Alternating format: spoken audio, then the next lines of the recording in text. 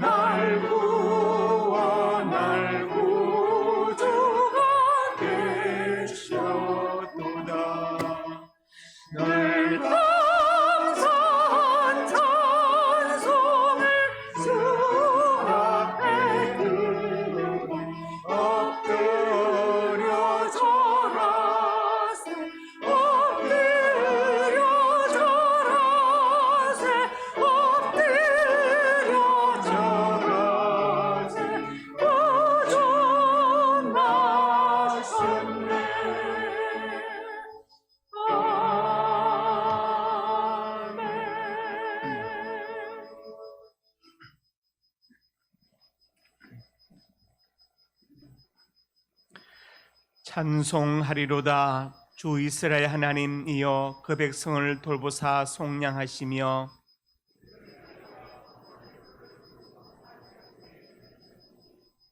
이것은 주께서 예로부터 거룩한 선지자 입으로 말씀하신 바와 같이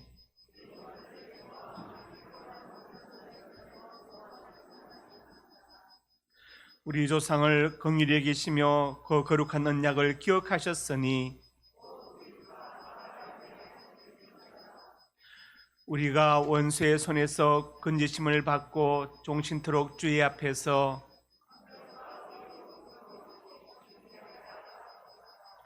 이는 우리 하나님의 긍휼로 인함이라. 이로써 돋는 해가 위로부터 우리에게 임하여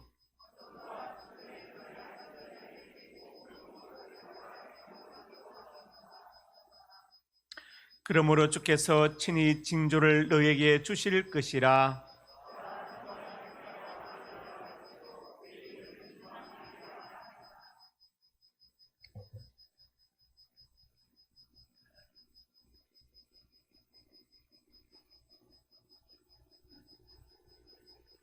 지극히 높은 곳에서는 하나님께 영광이요 땅에서는 하나님이 기뻐하신 사람들 중에 평화로다. 아멘.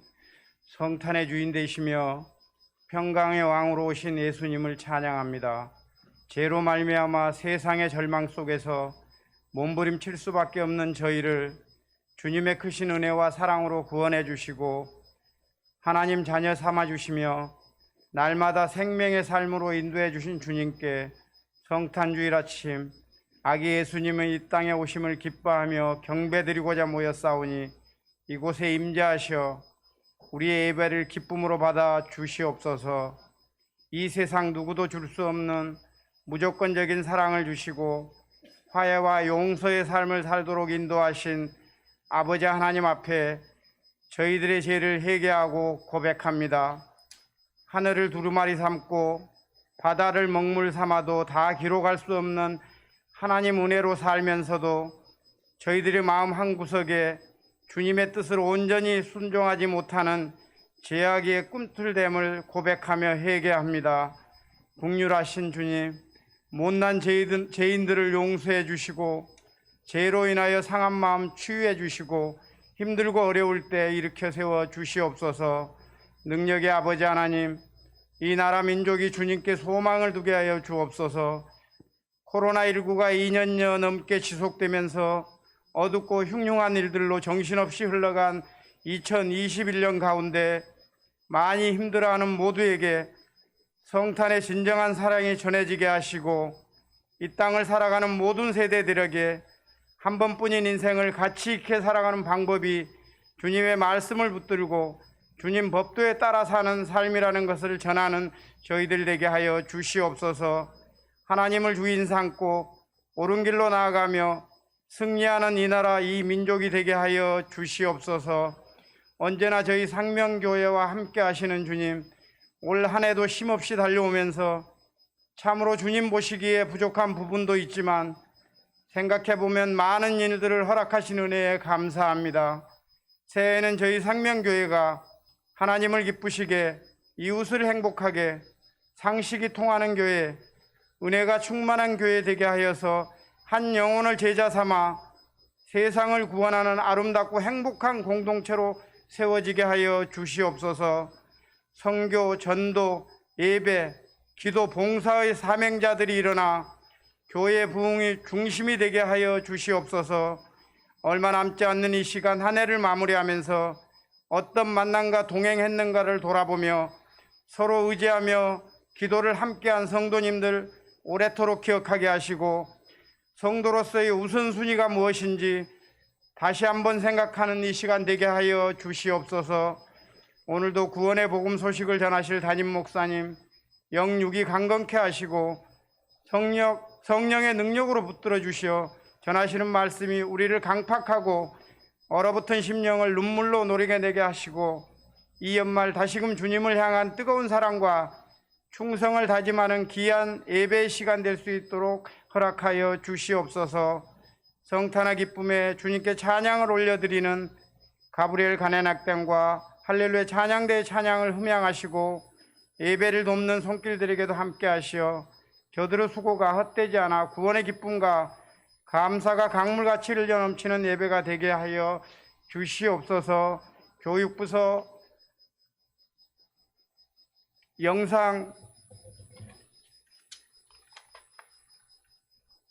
교육부서의 예수님 영상 축하 영상에도 함께하여 주실 줄 믿고 감사드리며 우리를 구원하신 예수 그리스도 이름으로 간절히 기도드리옵나이다. 아멘.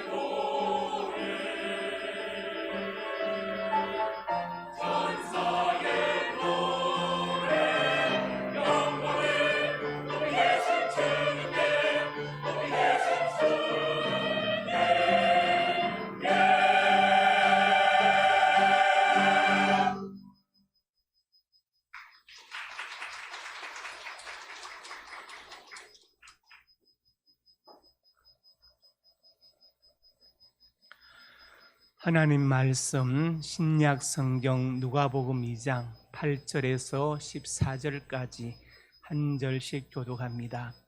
그 지역에 목자들이 밤에 밖에서 자기 양떼를 지키더니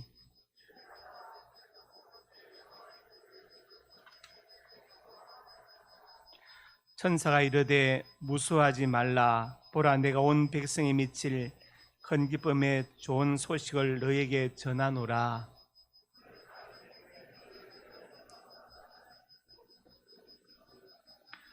너희가 가서 강보에 쌓여 구유에 누워 있는 아기를 보리니 이것이 너에게 표적이니라 하더니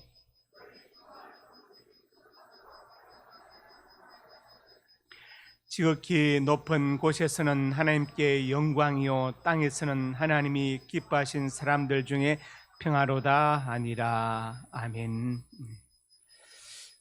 오늘 우리 예수님 오신 날을 기념하는 성탄절입니다. 이 날은 즐겁고 정말 또 거룩한 날이고 인류 역사의 가장 의미 있는 날이 바로 성탄절입니다. 오늘 본문은 예수님의 탄생에 대해서 말씀하고 있습니다. 오늘 성탄절을 맞아서 우리 예수님께서 탄생하신 의미를 살펴보고 은혜 받기를 주님의 이름으로 축복합니다. 첫째로 같이 읽습니다. 목자들에게 알려졌다. 예수님의 탄생은 오늘 본문에 보니까 제일 먼저 목자들에게 알려졌습니다. 여러분은 목자, 목동에 대해서 어떤 이미지를 갖고 계십니까? 좋은 이미지이죠. 우리 어릴 때 읽었던 알봉스 도대의 별에 나오는 목동의 이미지 참 얼마나 아름답습니까? 그리고 양떼를 지키는 목동 참 멋있습니다.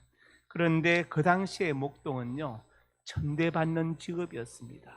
목동은 세리나 장기 그리고 또 배사공, 이발사와 마찬가지로 법정에서 정인으로 채택되지 않습니다. 예를 들어서 A가 B를 때리거나 죽이거나 물건을 훔치는 것을 어떤 목동이 보았다. 그런데 그 목동은 법정에서 정인으로 채택이 안 됩니다. 왜냐? 목동이란 그 신분 자체가 믿을 수 없는 사람들이다. 이해하셨죠? 네. 믿을 수 없는 사람들. 그래서 목동은 아예 법정 정인으로 무엇을 보았든지 간에 아무리 내가 정말이라 해도 아예 그냥 정인 채택 자체가 불가한 사람이 바로 목동들이었습니다. 그러니까 완전히 사회적으로 소외되고 천대받고 인격적으로 인정받지 못하는 사람의 대표자가 바로 세리, 장기, 목동이었다. 이렇게 보시면 되겠습니다. 그런데 이 목동들에게 예수님의 탄생 소식이 전해졌다는 것은 무엇을 말하는 것입니까? 당시 노예처럼 취급받던 목동들에게 주님의 탄생 소식이 전해졌습니다. 오늘 본문 8절에 그렇게 말씀했죠. 그 지역의 목자들이 밤에 밖에서 자기 양떼를 지키더니, 이것은 무엇을 말하는 것입니까? 성실한 목동들이 있었다는 것을 말하지요. 성실하게 자기 양떼를 지키는 목동들이 있었다. 그 당시에 목동들은 주인의 양을 팔아먹거나 잡아먹거나 그럴 수도 있지만 이 2장 8절에 나오는 이 내용은 이 사람들은 최소한 자기 일에 성실한 사람들이었다. 그것을 말합니다. 당시의 목동은 대부분 주인의 양을 맡아서 대신 치는 사람을 말합니다. 노동자를 말하지요. 그런데 이 사람들은 바로 성실하게 자기 일들을 감당하는 사람이었다.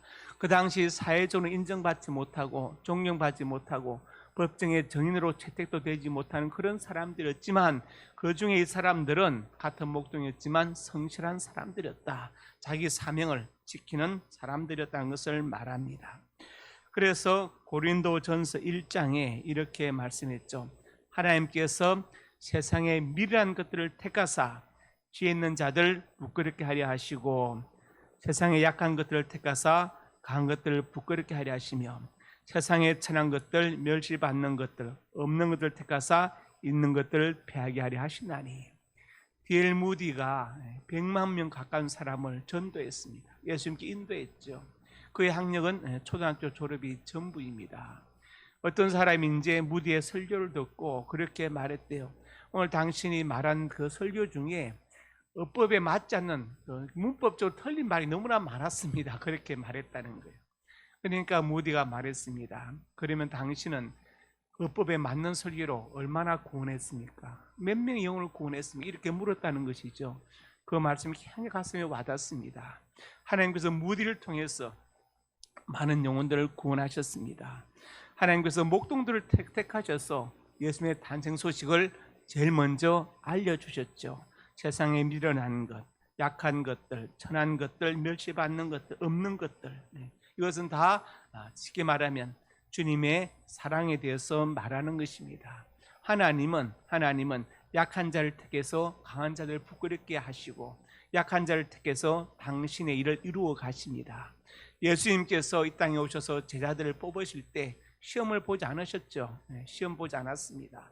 가문도 보지 않았고 그 당시에 별로 인정받지 못하는 사람들, 어부들, 그 사람들을 만나시고 죄인의 대명사인 레위 마태, 레위 지파였는데 지금 세간에 앉아있는 세리 마태를 택하시고 이렇게 정말 그 당시에 사람들이 볼 때는 엘리트들이 볼 때는 전혀 관심 없어 보이는 사람들을 택하셔서 복음 사역을 이루어 가셨습니다. 바로 약한 자들을 택하시고 천한 사람들을 택하시고 멸시받는 사람들을 택하셔서 당신의 일을 이루어 가신 것입니다. 중요한 것은 붙들어 주신다는 것이죠. 붙들어 주시니까 그들이 하나님 손에 붙들려서 쓰임 받은 것을 볼 수 있습니다. 그래서 우리가 내가 준비하는 것도 더 중요하지만 더 중요한 게 뭐냐? 하나님께서 붙들려서 하나님께 붙들려 쓰임 받는 게 더 중요한 거예요. 쓰임 받는 게 더 중요한 것입니다. 예수님의 아버지 요셉도 목수라고 나와 있습니다. 마가복음 6장에 그렇게 나와 있는데 예수님께서 이제 고향으로 가셔서 제자들도 따릅니다. 안식일에 회당에서 가르치십니다. 이 사람이 어디서 이런 것을 얻었느냐? 그러면서 3절에 마리 아들 목수가 아니냐? 야고보 요시 유다와 시몬의 형제가 아니냐? 우리 함께 있지 아니하고 예수를 배척한지라. 마리 아들 목수가 아니냐? 아버지 요셉이 목수였거든요. 목수. 근데 목수, 탈무드에 보면은 목수의 아들, 그 뜻은 뭐냐면 제대로 훈련받은 사람, 배운 사람, 그런 뜻을 가지고 있어요. 그런데 그것은 특별한 케이스이고 예수님이 이 당시에 목수, 텍톤으로 번역된 헬라어 텍톤, 목수로 번역했는데 이 목수로 번역된 텍톤은 여러 개의 뜻을 가지고 있습니다. 그러니까 예를 들어서 막노동하는 사람, 뭐 고치는 사람, 뭐 만드는 사람, 하여튼 뭐 온갖 것을 다 하는 사람, 이렇게 보면 됩니다. 목수는 그 당시에 특별하거나 고상한 직업이 아니었습니다. 그리고 그 당시에 나사렛이란 그 동네는 정말 지도에도 없는, 나사렛에서 무슨 선한 것이 날 수 있겠느냐, 바로 그 말처럼 완전 시골 깡촌이었습니다. 그리고 아무리 많이 잡아도 그 당시의 인구는, 나사렛 인구는 400명도 안 되었습니다. 거기서 목수가 할 일이 뭐가 있었겠습니까? 큰일이 없지요. 그냥 동네의 모든 허들의 일을 다 하는 사람, 바로 그 사람이 텍톤, 목수였고 목수로 번역된 예수님의 아버지 요셉이었습니다. 그러니까 사람들이 이 사람 마리 아들 목수가 아니냐, 요셉 아들 아니냐, 그러면서 예수님을 천대한 것이죠. 네가 뭐 한다고 여기 와서 가르치느냐? 응? 너네 아버지는 우리 동네 옛날 같으면 유사였는데 우리 동네 머슴이었는데 이런 식으로 나오게 된 것입니다. 외경에 보면은 목수 요셉의 역사라는 외경이 있어요. 외경. 우리가 신구약 66권을 정경이라 하죠. 그런데 정경에 포함되지 않은 것들을 외경이라 합니다. 외경 중에 목수 요셉의 역사는 외경이 있어요. 그 외경의 내용이 뭐냐? 예수님께서 12살 되기 이전의 이야기를 기록했습니다. 본래 예수님 아버지 요셉 목수는 90살에 사별을 했다. 그래서 전체 네 아들과 두 딸을 데리고 살다가 12살 된 마리아를 보모로 데려와 가지고 몇 년이 지나서 마리아가 성장하니까 요셉은 마리아와 결혼했다. 100살이 다 된 나이에. 그리고 111살에 목수 요셉은 죽었다. 이렇게 목수 요셉의 역사란 외경은 말하고 있어요. 한마디로 황당무계한 이야기죠. 왜 외경들이 정경에 포함되지 않느냐? 그 이유를 알아야 됩니다. 왜 제가 왜 이런 말씀드리느냐? 오항남 교수 같은 그런 분들이 이건 같이 맞짱을 떠도 돼요. 그런 분들이 도마보험서 같은 영주주의 문서를 들고 나와가지고 정경을 의미 없는 것을 자꾸 깎아내린다. 외경을 들고 나와가지고 정경을 자꾸 의미 없는 것으로 깎아내리니까 제가 화가 나서 그러는 거예요. 외경은 외경일 뿐입니다. 황당무. 그 외경이 정경을 공격할 수 있는 근거가 될 수는 없는 것입니다. 특별히 도마보험서 같은 말도 안 되는 걸 들고 나와가지고 마치 정경이 의미 없는 것처럼 공격하는 그런 사람들이 있습니다. 거기에 여러분 속지 마시라고 제가 이 말씀을 드리는 거예요. 그래서 목수 요셉의 역사 같은 외경은 정말 일구의 가치도 없는 바로 그런 것들입니다. 그리고 제가 그전 말씀드리지만 목수로 번역된 헬라 단어 텍토라는 단어는 그냥 고사한 게 아니고 그 당시 온갖 동네 일을 다 맡아는 그냥 동네 머슴 정도로 보면은 이해가 빠를 것입니다. 그래서 예수님께서 고향으로 가실 때 환대받지 못하고 오히려 멸시받은 것을 이해할 수 있습니다. 두 번째로 같이 있습니다. 예수님 탄생의 의미. 누가복음 2장 10절에서 1절에 본문에 말씀했죠. 천사가 이르되 무수하지 말라. 보라 내가 온 백성에 미칠 큰 기쁨의 좋은 소식을 너에게 전하노라. 오늘 다윗의 동네에 너희를 위해 구주가 나셨으니 곧 그리스도 주시니라. 천사가 기쁜 소식을 전합니다.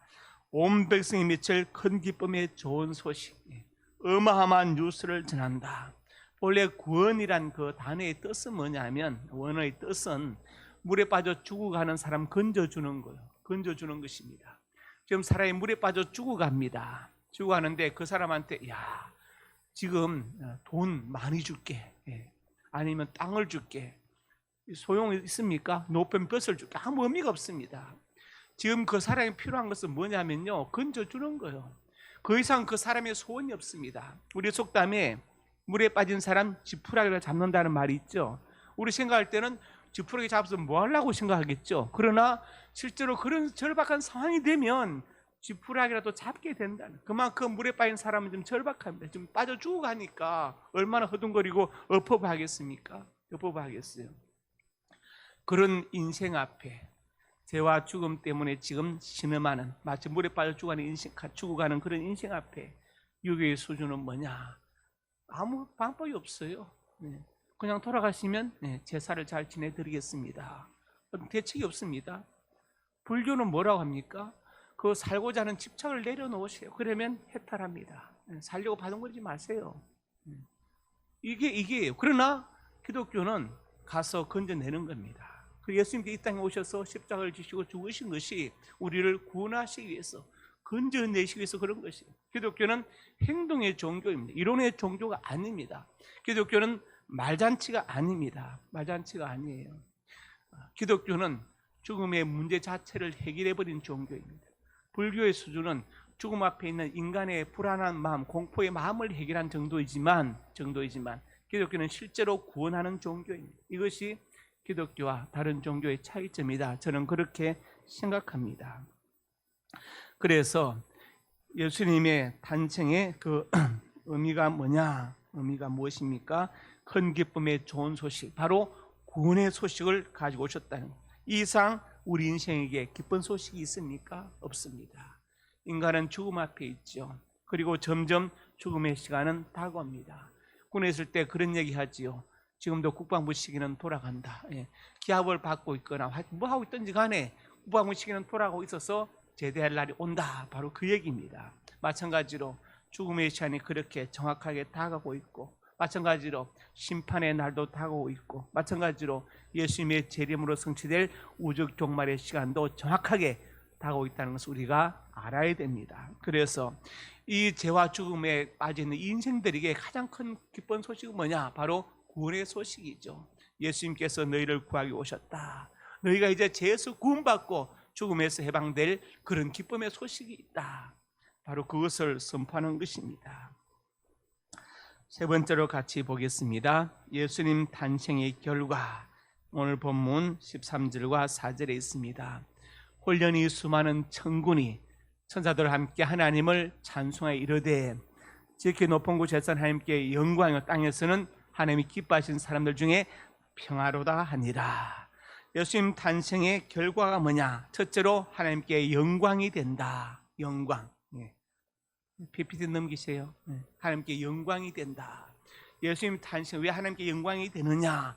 그 예수님으로 인해서 많은 사람들이 구원받고 하나님께 영광을 돌리게 된다는 것을 말씀하는 것입니다. 하나님께 영광이 된다. 그 다음에 무엇이 됩니까? 믿는 자에게 평화를 준다. 평화. 원래 인간의 존재는 불안하지 않습니까? 불안하죠. 그래서 사르트르가 현대인이라는 개념은 불안이다 그렇게 말했습니다.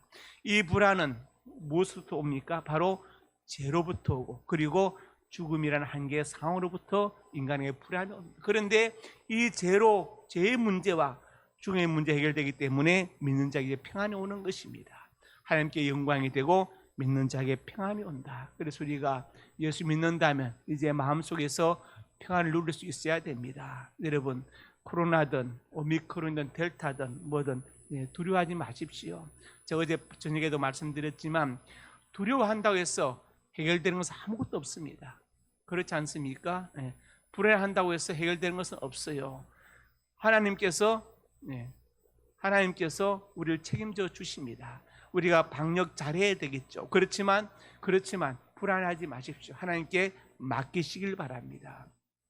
올 한 해 코로나로 죽은 사람들 숫자보다도 결핵으로 죽은 숫자 사람이 더 많아요. 더 많습니다. 그러니까 여러분 강하고 담대하시기 바랍니다. 불안해하는 것은 면역력에 전혀 도움이 되지 않습니다. 되지 않습니다. 오늘 말씀을 정리하겠습니다. 예수님의 탄생은 목자들에게 알려졌다. 예수님 탄생의 의미가 무엇이냐? 그 의미가 무엇입니까? 바로 큰 기쁨의 좋은 소식, 구원의 소식입니다. 예수님 탄생의 결과가 무엇입니까? 하나님께 영광이 되고 믿는 자에게 평안을 주는 것입니다. 우리 예수님 탄생하시로 말미암아 우리를 구원하시고 자시는 성부 하나님의 뜻이 성취되어졌고 죄와 죽음 앞에 있는 인생들에게 정말 구원의 큰 기쁨의 좋은 소식이 전해졌습니다. 예수님의 탄생의 의미와 결과를 알고 예수님의 탄생의 의미와 의미를 전가하는 우리가 될 수 있기를 주님의 이름으로 축복합니다. 아버지 하나님, 은혜와 사랑을 감사합니다. 죄와 죽음 앞에 있는 인생들에게 우리 주님 모셔서 온 인류에게 미칠 큰 기쁨의 좋은 소식을 전해주셔서 참으로 감사합니다. 일평생의 삶 동안에 주님의 탄생과 의미를 전가하는 우리가 되게 하여 주시옵소서. 예수님 이름으로 기도드립니다. 아멘.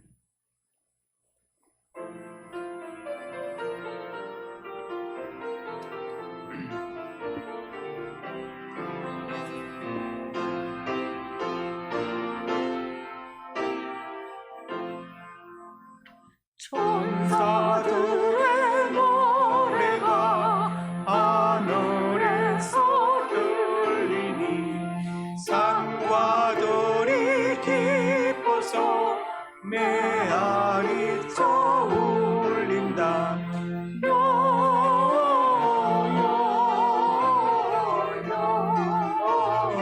영광을 높이 계신 주께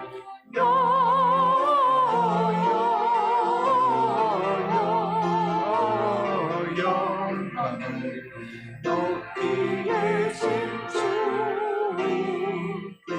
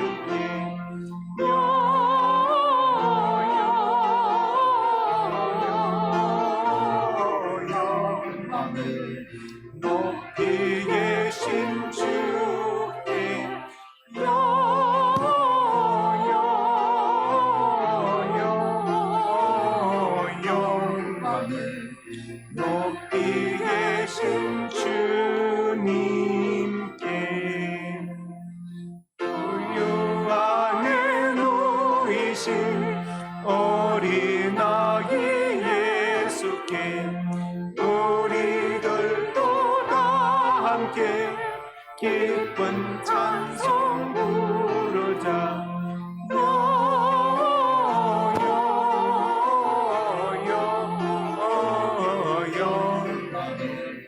높이 계신 주께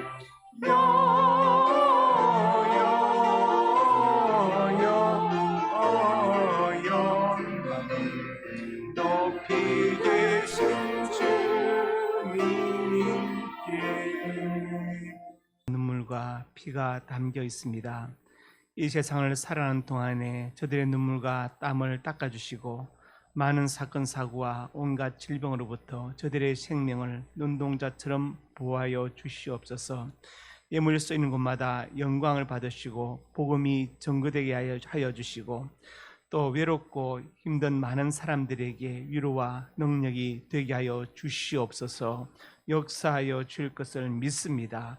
성도들의 가정과 직장과 사업장이 복되게 하시고 자녀들의 앞날이 복되어서 하나님을 잘 섬기고 본인께 효다고 순종하는 귀한 자녀들이 되게 역사하여 주시옵소서.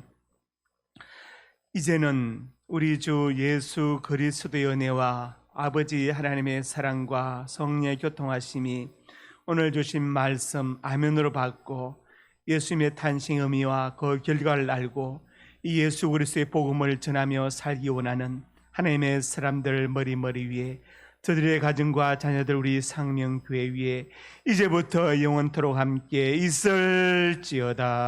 아멘.